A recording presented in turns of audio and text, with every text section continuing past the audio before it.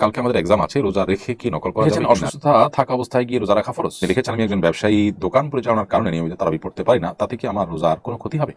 বাংলাদেশের কিছু কিছু এলাকায় একদল লোক সাহারির সময় রাস্তায় হেঁটে হেঁটে কাওয়ালি গিয়ে সাহারির জন্য ডাকেন। তরুণরা এই ধরনের কাজে উৎসাহ বোধ করেন, এলাকার মানুষরাও একে উপভোগ করেন। এভাবে ডাকাডাকি আপনি কিভাবে দেখছেন? রোজা রেখে হিজামা চিকিৎসা গ্রহণ করা যাবে কিনা, চলুন আর বিলম্ব না করে আপনাদের প্রশ্ন উত্তর দেওয়ার আলোকিত ভবনে আমরা প্রবেশ করি।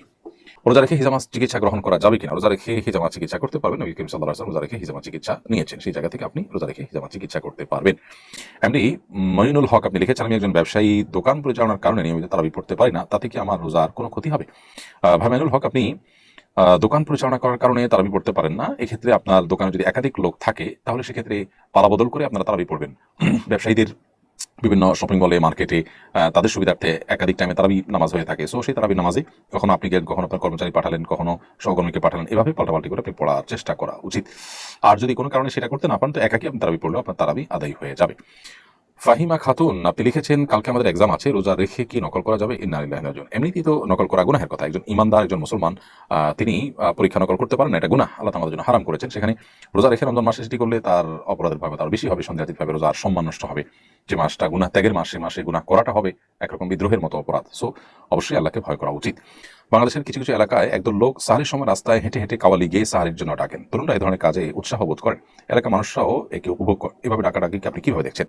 যদি খালি গলায় কাওয়ালি গান, তার গানের কথার ভিতরে খারাপ কিছু না থাকে, তাহলে মৌলিকভাবে গাওয়া দোষের নয়।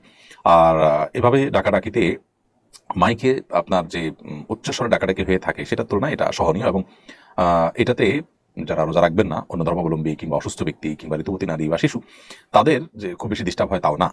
কারণ খালি গলায় এই ধরনের কাওয়ালি গাওয়া হোক বা কোনো তেলাওয়াত করা হোক, এগুলো খুব বেশি উচ্চ আওয়াজ সৃষ্টি করে না, যার কারণে এটাতে আমি দোষের কিছু দেখছি না। তবে যদি এটা অন্যের কষ্টের কারণ হয় বা অনেকে মিলে সম্মিলিতভাবে বেশ জোরে সোরে আপনার আওয়াজ করেন এবং ওনাদের ইবাদতে ব্যাঘাত সৃষ্টি হয়, তাহলে সেক্ষেত্রে এটা পরিত্যাজ্য। দেখতে হবে যে এটার মাত্রাটা কি এবং কি পদ্ধতিতে করা হচ্ছে। মৌলিকভাবে যদি মাত্রাকে মাথায় রেখে এবং মিউজিক ছাড়া এটা করা হয় তাহলে সেক্ষেত্রে নাজায়েজ হওয়ার কোনো কারণ নেই। এমনি শাহিন লিখেছেন, অসুস্থতা থাকা অবস্থায় গিয়ে রোজা রাখা ফরজ। আপনি যখন অসুস্থ হবেন, এমন অসুস্থতা যে অসুস্থতার কারণে রোজা রাখার জন্য শারীরিক সামর্থ্য আপনার থাকবে না, তখন আপনার জন্য রোজা রাখাটা ফরজ হবে না। আর যদি আপনি অসুস্থতাটা এমন হয় যে সহনশীল পর্যায়ে থাকে এবং আপনি অসুস্থতার মধ্যে রোজা রাখতে পারেন, জাস্ট একটু কষ্ট হবে এটুকু, তাহলে আপনার রোজা রাখা কর্তব্য। যে অসুস্থতার ফলে রোজা রাখতে গেলে আপনার মৃত্যু, অঙ্গহানি বা সীমাহীন কষ্ট হতে পারে, যেটা অসহ্য হয়ে যাবে আপনার, সে পর্যায়ে হলে তখন আপনি রোজা না রেখে রমজানের পরে এই দিনগুলোর পরিবর্তে রোজা রেখে দিতে পারবেন।